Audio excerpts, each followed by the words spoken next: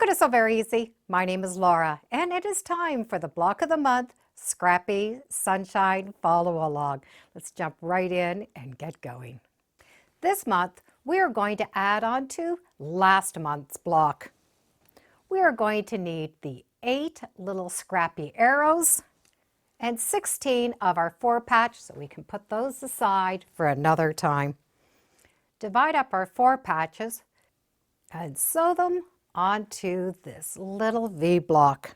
What we're wanting is a colored block coming towards that point. So the larger top of the white will match the white in the squares. So we're just going to be able to match those up and sew that 4 patch on each side of that V. From here, we are going to press and press so that center is coming out. And that way we are going to be able to see these little intersections right here. We now have 8 of these units, and we're going to need 8 of last month's blocks. And we're going to add them on to an end. But 4 are going to go on one way and 4 on the other. All the large blocks are the same. We have 2 blocks with 2 triangles pointing in, and 2 with the single triangle pointing out.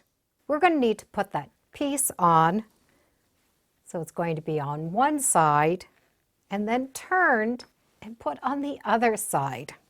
So when the blocks are facing you, you're going to have 4 of these strips put on so that you have that double piece to your left-hand side and 4 with the double piece to your right-hand side.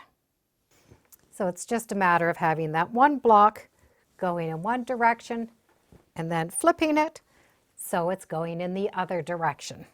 So you can see that those triangles are coming in a line. Now when we go to match those up, we do have that intersection right here at the top. This intersection right here where the threads have crossed over are going to match up to those angles coming into the back. And stitch. When we flip that open, this angle should match quite closely. If you'd like, you can put a pin right here in that intersection, and you can see where those seams meet. And then when you lift up, you're going to be able to match it right along that seam.